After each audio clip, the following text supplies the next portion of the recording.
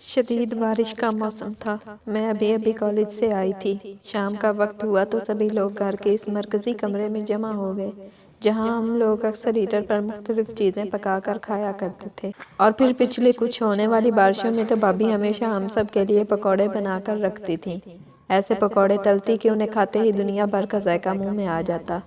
ہم سب بھابھی کے دیوانے تھے۔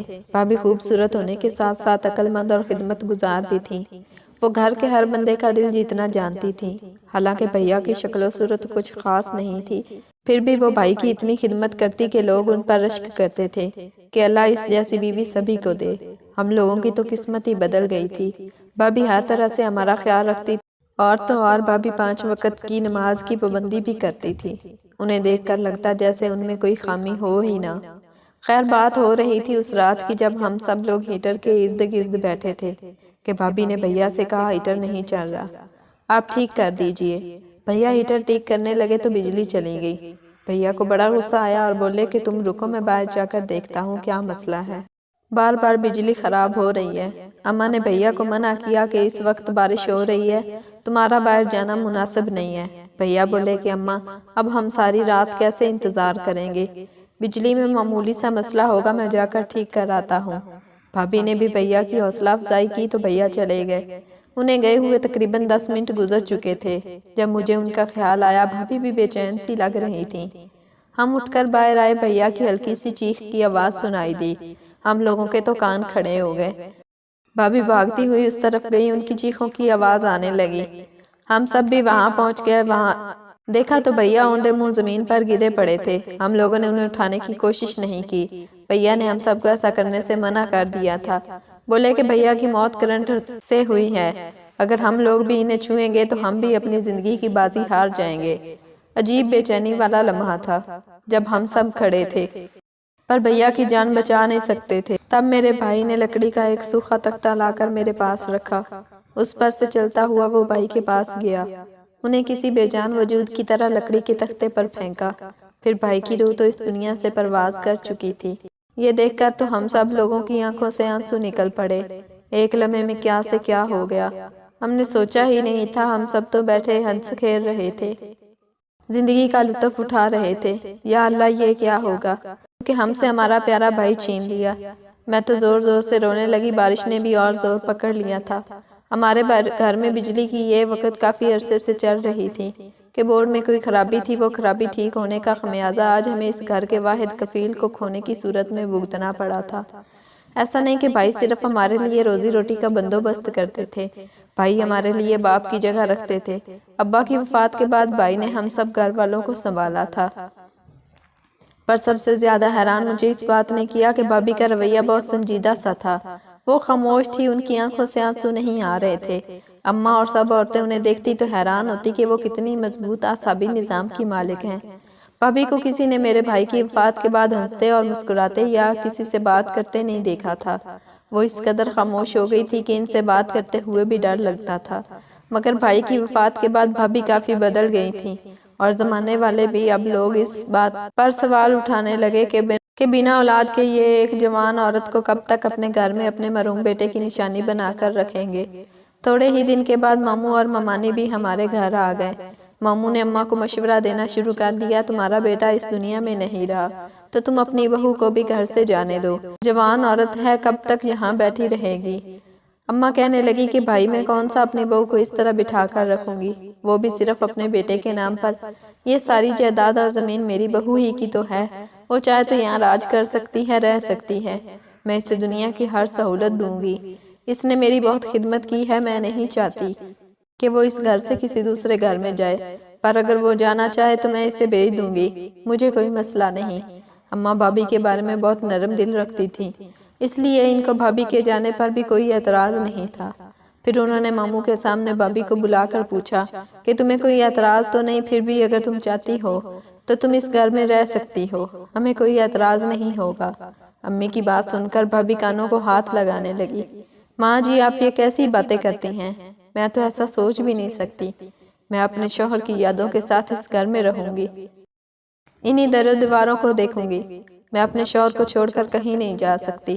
آپ کے لیے بھلے وہ اس دنیا سے چلے گئے ہوں، پر میرے لیے آج بھی زندہ ہے، میرے ساتھ اٹھتے بیٹھتے ہیں، کھانا کھاتے ہیں۔ بھابی نے کھوئے کھوئے سے لہجے میں کہا تو ماموں بھی ان کی غم پر افسوس کرنے لگے۔ ان سے کہنے لگے کہ بیٹی تمہاری زندگی پڑی ہے، تم سوچ لو اچھی طرح، ایسا نہ ہو کہ بعد میں تمہیں پچھتانا پڑے۔ بھابی یہ سن کر رونے لگی اور بولی مجھے بس میرے شوہر کی قبر پر چھوڑ دیں۔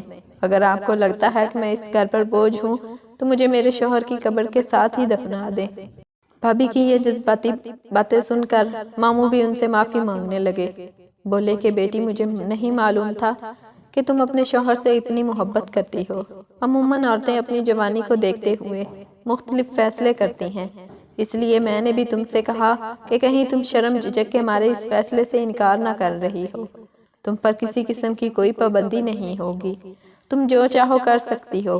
ماموں یہ کہہ کر ہمارے گھر سے چلے گئے تھے۔ پھر بھابی بھی اپنے کمرے میں گئی۔ گھر کا ماحول ایک بار پھر سے سوگوار ہو گیا تھا، مگر بھائی کی وفات کو 40-50 دن گزرے تو حالات معمول پر آنے لگے۔ اماں بھی اپنی زندگی کی طرف لوٹ آئی تھیں۔ اگرچہ بھائی کا غم ہم سب کے دلوں میں تھا، پر ہم اس غم کے سہارے زندگی تو نہیں گزار سکتے تھے۔ زندگی میں ہمیں آگے بھی بڑھنا تھا، مگر اس کے باوجود بھی میری بھابی ابھی تک نارمل زندگی کی طرف نہیں آئی تھی۔ وہ ہر وقت اپنے کمرے میں بند رہتی، یہاں تک کہ ہم سب ان کی شکل دیکھنے کو ترس گئے۔ بھابی کا دروازہ ہر وقت ہی بند ہوتا تھا۔ ہم بھابی سے کہتے کہ بھابی آپ باہر نکلا کریں، لوگوں سے گھلا ملا کریں، پر بھابی ہماری کسی بات پر دھیان نہ دیتی۔ پھر ایک دن کچھ ایسا ہوا جس نے ہم سب کو حیران اور پریشان کر دیا۔ ہمیں واقعی بھابی کی عجیب سی ذہنی حالت پر ترس آنے لگا تھا۔ دراصل ہمارے گھر ایک عورت آئی جو بھابی کے بارے میں ایسی باتیں کر رہی تھی کہ ان کی شادی کر دو۔ تب بھابی اٹھ کر کھڑی ہو گئی اور بولی کل میری شادی ہے، تم سب گاؤں والوں کو بلا دینا، سب لوگ آ جائیں گے تو میں بھی شادی کر لوں گی۔ یہ سن کر میں حیران تھی، مجھے تو یہی لگا کہ بھابی اپنا مذاق اڑا رہے ہیں، ان کو ایسی بات نہیں کرنی چاہیے۔ پر پھر وہ عورت جانے لگی تو اسے روک کر کہنے لگی سنو ماسی سکینہ، کل تم اپنی ساری عورتوں کو لے آنا، میری شادی باہر ہی ہوگی، اور ایسی شادی ہوگی کہ تم نے کبھی دیکھی بھی نہیں ہوگی۔ میں یہ سن کر حیران تھی، میری اماں بھی نہ بھابی کا رشتہ آیا نہ منگنی ہوئی تو پھر شادی کیسے ہو جائے گی؟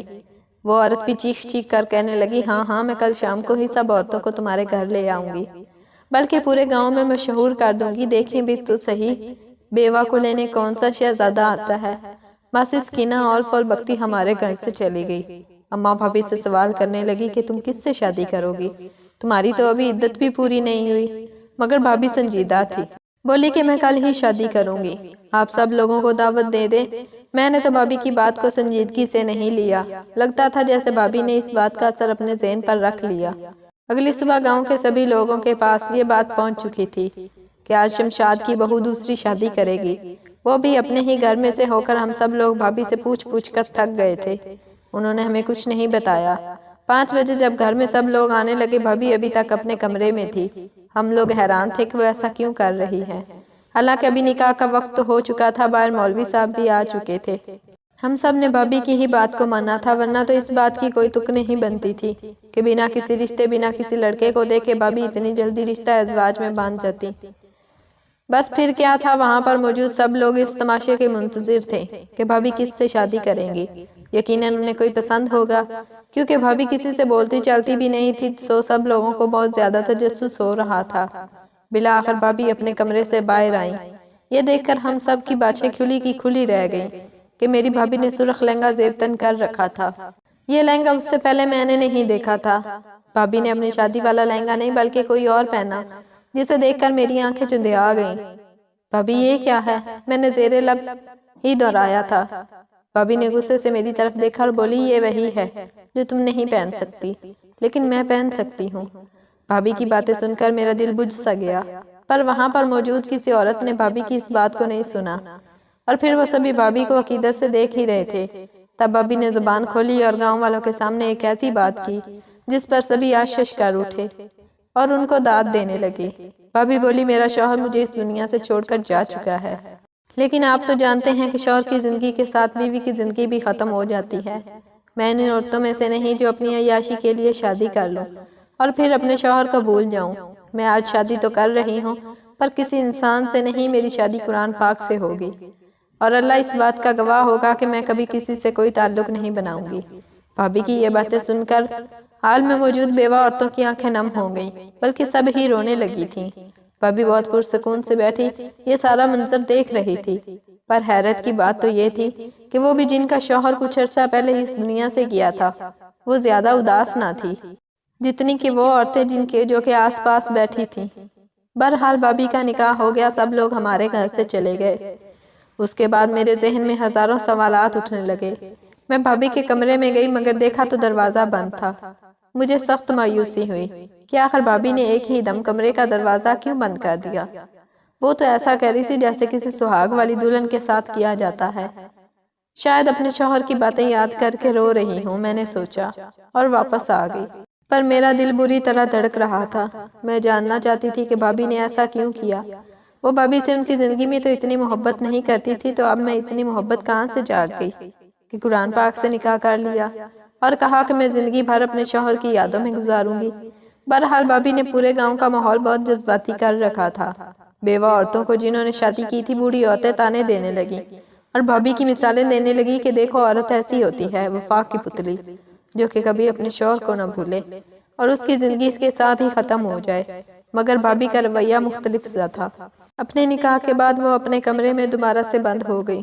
بولی کہ میں عبادت کرتی ہوں، اپنے شوہر کی یاد میں گم رہتی ہوں، مجھے کوئی نہ چھیڑے۔ بھابی رفتہ رفتہ پورے گاؤں میں عبادت گزار ہستی مشہور ہو گئی۔